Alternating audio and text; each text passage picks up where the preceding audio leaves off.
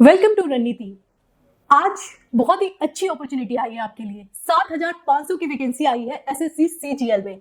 ये अपॉर्चुनिटी कोई आम अपॉर्चुनिटी नहीं है। अगर आपका सपना grade B grade C officer बनने का है, आप चाहते हैं कि आप इनकम टैक्स डिपार्टमेंट, सीबीआई जैसे बड़े डिपार्टमेंट में जाना चाहते हैं, आईबी, इंटेलिजेंस ब्यूरो जैसे डिपार्टमेंट में जाना चाहते हैं, तो ये एक बहुत ही अच्छी अपॉर्चुनिटी आई है। आपके मन में बहुत सारे डाउट होंगे, ये एग्जाम कौन अपेयर हो सकता है, क्या मैं अपेयरिंग हूँ तो मैं ये एग्जाम दे सकता हूँ या नहीं दे सकता हूँ, या फिर आपके माइंड में ये चल रहा होगा कि क्या क्या पढूं, बस 3 महीने बाकी है, कैसे एग्जाम की तैयारी करूं। बहुत सारे कंफ्यूजन होंगे, तो उनको सॉल्व करने के लिए, उन डाउट को क्लियर करने के लिए मैं रश्मि सिन्हा आई हूँ रणनीति में। तो वेलकम टू रणनीति। आज के इस वीडियो में हम लोग बहुत कुछ जानेंगे, जैसे कि ये एग्जाम कब होने वाला है और क्या है डेट ऑफ नोटिफिकेशन, कब तक आप फॉर्म भर सकते हैं, कैसे इस एग्जाम की तैयारी करें, क्या आपकी रणनीति होनी चाहिए, सब कुछ जानेंगे इस वीडियो में। तो चलिए वीडियो स्टार्ट करते हैं। सबसे पहले मैं बोलना चाहूंगी कि देखिए, खुद ही कुकड़ बुलंद इतना कि खुदा बंदे से पूछे बता तेरी रजा क्या है। जी हाँ, कोशिश ऐसे करें कि खुद भगवान आपके सामने आ जाए और बोले बताओ तुम्हें क्या चाहिए। तो मेहनत करेंगे तभी फल मिलेगा। तो चलिए मेहनत करते हैं, देखते हैं कि कैसे इसकी रणनीति बनाई जाए। और सबकी रणनीति अलग होती है। मेरे कुछ एक्सपीरियंस है जिससे मैं आपके सामने ये रणनीति लाई हूँ। हो सकता है कि ये आपके लिए यूजफुल हो और नहीं भी हो सकता है। ठीक है, तो आप अपनी रणनीति खुद बनाएं।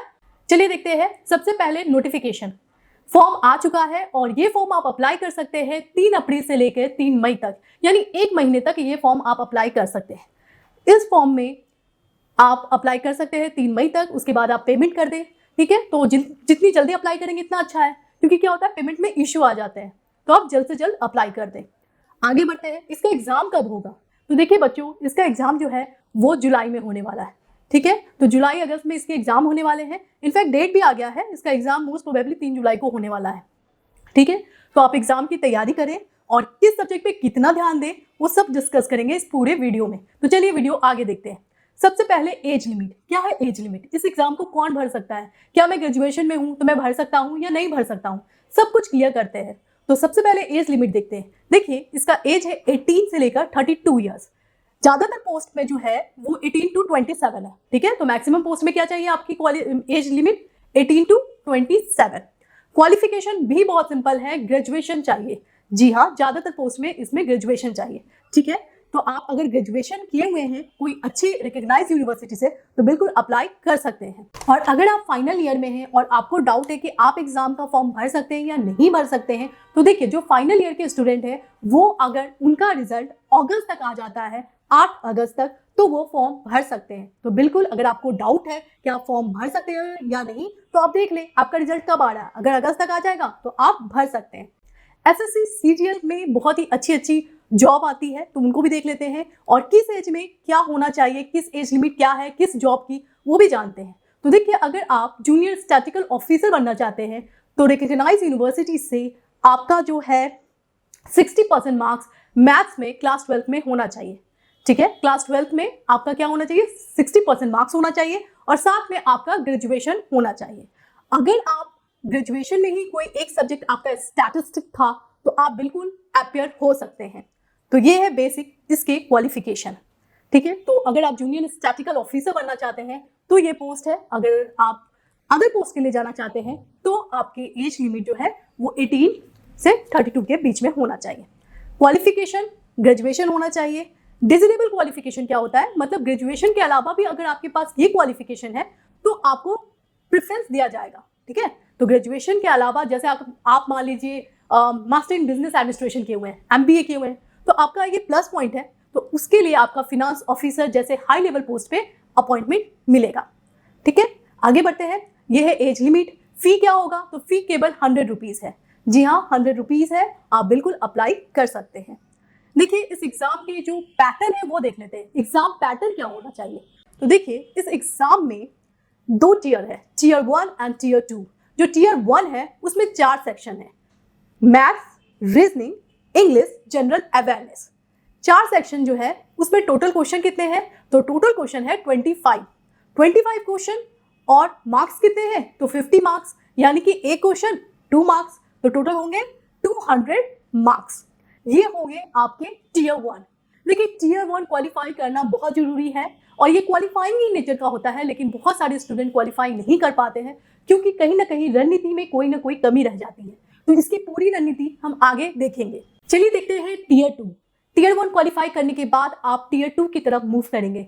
टीयर 2 एग्जाम क्या है, कैसे क्वेश्चन आएंगे, सब कुछ देखते हैं। तो देखिए टीयर 2 में मॉड्यूल है। पहला सेशन में 2 मॉड्यूल है। पहला जो मॉड्यूल है उसमें आपके एग्जाम में क्वेश्चन आएंगे रीजनिंग और मैथमेटिक्स से। टोटल कितने क्वेश्चन आएंगे? तो टोटल क्वेश्चन 30 आएंगे। टाइम कितना मिलेगा आपको? तो 1 आवर। 30 क्वेश्चन 3 मार्क्स, यानी कि टोटल मार्क्स कितने होंगे? 90। तो इस तरह से 180 मार्क्स के आपके 1 घंटे का पहला मॉड्यूल होता है, पहला सेशन होता है। पहले सेशन में ही दूसरा मॉड्यूल भी आएगा, वो भी 1 घंटे का होगा। दूसरे मॉड्यूल में क्या है देखते हैं। तो देखिए दूसरे मॉड्यूल में आएगा आपका इंग्लिश, ठीक है। इंग्लिश आएंगे आपके 45 क्वेश्चंस और उसके अलावा जनरल अवेयरनेस आएंगे जिससे केवल 25 क्वेश्चन आएगा। यानी आपको इंग्लिश पे ज्यादा फोकस करना है क्योंकि इससे ज्यादा क्वेश्चन आ रहे हैं, 45 क्वेश्चन आ रहे हैं और जनरल अवेयरनेस है केवल 25 क्वेश्चन आ रहे हैं। इसका मतलब कि आपके पास टाइम कितना है? तो 1 घंटा, और 1 घंटे में आपको कितने क्वेश्चन बनाने हैं बताएं? 75 क्वेश्चन। तो क्वेश्चन तो बहुत ज्यादा है, ठीक है। तो इस तरह से आपको करना होगा। आगे बढ़ते हैं। ये है सेशन 2। सेशन 2 में आपने क्या देखा? सेशन 2 में आपने देखा कि इंग्लिश लैंग्वेज और साथ में जनरल अवेयरनेस से क्वेश्चन आते हैं। अब है आपका सेक्शन 3। सेक्शन 3 थोड़ा अलग है क्योंकि इसमें आपको कंप्यूटर अवेयरनेस से क्वेश्चन आएगा। यानी कि आपने क्या देखा? आपने देखा कि टीयर 1 में 4 पेपर हैं आपके। क्या क्या? जनरल अवेयरनेस, मैथमेटिक्स, रीजनिंग और इंग्लिश। लेकिन अगर हम पेपर 2 की बात करें तो यहाँ तो 5 पेपर है। वो क्या? General awareness, English, reasoning, mathematics और कंप्यूटर। यानी यहाँ पे आपको कंप्यूटर की भी तैयारी करनी पड़ेगी क्योंकि सेशन 3 क्या है? कंप्यूटर से रिलेटेड आपको क्वेश्चन आएगा। 15 मिनट का टाइम मिलेगा। क्वेश्चन 20 मार्क्स के होंगे, तो ठीक है। तो 20 मार्क्स के क्वेश्चन है और टाइम केवल 15 मिनट है। उसके अलावा डाटा एंट्री वगैरह के भी टेस्ट होंगे।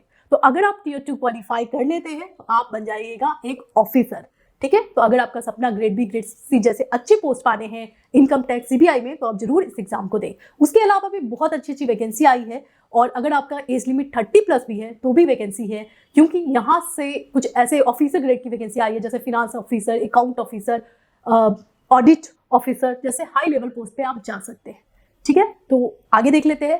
अगर आपका स्टैटिक्स पेपर है तो आपको एग्जाम देना पड़ेगा। 2 घंटे का एग्जाम होगा और इसमें स्टैटिक्स से भी क्वेश्चन आएंगे। इस तरह से आप इस एग्जाम की तैयारी करते हैं। चलिए देखते हैं आप रणनीति किस सब्जेक्ट पे कितना फोकस होना है, कितना टाइम देना है किस सब्जेक्ट पे, क्योंकि एग्जाम में सब्जेक्ट बहुत सारे हैं और टाइम कम है, केवल 2 से 3 महीना आपके पास टाइम है। तो ऐसे में आप क्या करें? देखिए इंग्लिश पे तो पूरी तरह फोकस हो, ठीक है, क्योंकि इंग्लिश से अच्छे क्वेश्चन आ रहे हैं ना, 45 क्वेश्चन आ रहे हैं, तो इंग्लिश पे तो फोकस होना ही होगा। साथ में मैथ्स एक ऐसा सब्जेक्ट है जिसकी तैयारी स्टार्टिंग में ही बहुत मेहनत करनी पड़ेगी। हो सकता है 3 घंटा देना पड़े तो देंगे, क्योंकि 3 घंटा फायदेमंद है ना। एग्जाम के जब पास आएगा तो ये मैथ्स जो आप आज 3 घंटा दे रहे हैं वो 1 घंटे में बदल जाएगा। तो मैथ्स की बहुत अच्छी तैयारी करें।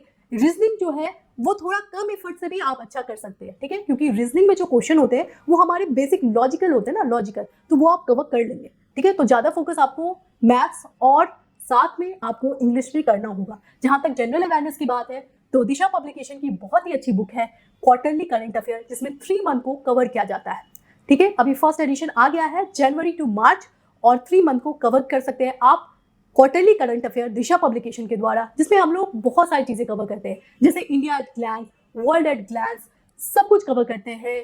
क्या कौन से पर्सन न्यूज में है, पीपल इन न्यूज, क्योंकि आजकल पर्सनालिटी से बहुत क्वेश्चन आ रहा है ना, जैसे साक्षी मलिक किस गेम से बिलोंग करती है, ऐसे क्वेश्चन आ रहे हैं। तो इसी के लिए दिशा पब्लिकेशन जो है वो क्वार्टरली करंट अफेयर निकालता है जो कि 3 मंथ का करंट अफेयर है, जिसमें people in news, national event, international event, issues, ideas जैसे बहुत सारे करंट अफेयर्स है। तो एक बार इस बुक को आप जरूर देखें। साथ में अगर आप पूरे साल की करना चाहते हैं कवर, क्योंकि 3 महीने बाद एग्जाम है जुलाई में, तो हो सकता है जुलाई 2022 से जुलाई 2023 तक के करंट अफेयर आपको चाहिए, तो ईयरली करंट अफेयर भी आता है दिशा पब्लिकेशन का, ये आप देख सकते हैं। उसके अलावा एसएससी के लिए बहुत ही अच्छी किताबें आती हैं। एसएससी मैथमेटिकल एप्टीट्यूड की बुक आती है हमारे पास है, तो बहुत सारी बुक है। एसएससी सीजीएल के स्पेशल बुक्स हैं, वो आप देख सकते हैं।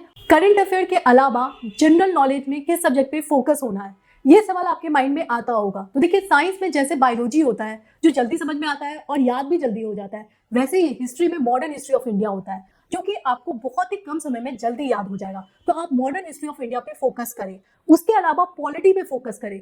पॉलिटी में आपको स्टार्टिंग के जो आर्टिकल्स होते हैं उन पे पूरा फोकस करें, जैसे कि यूनियन, देन प्रेसिडेंट, पार्लियामेंट, ये कुछ पार्टिकुलर चैप्टर्स हैं जिनके नाम मैं बता दूंगी, उन पे आप फोकस करें। इस तरह से आप पॉलिटी की अच्छी तैयारी कर सकते हैं। जनरल नॉलेज में हिस्ट्री, पॉलिटी को अच्छे से फोकस करें, साथ में न्यूज कवर करते रहे और जो भी न्यूज में है उस ऑर्गेनाइजेशन के बारे में पढ़ाई करें। जैसे सीबीआई अगर न्यूज में है तो सीबीआई के बारे में थोड़ा जाने। इस तरह से आप तैयारी कर सकते हैं। Thank you. अगर वीडियो में कुछ भी डाउट हो, किसी भी सब्जेक्ट में कोई भी डाउट हो तो जरूर पूछें कमेंट बॉक्स में। वीडियो कैसा लगा ये भी जरूर बताएं। Thank you.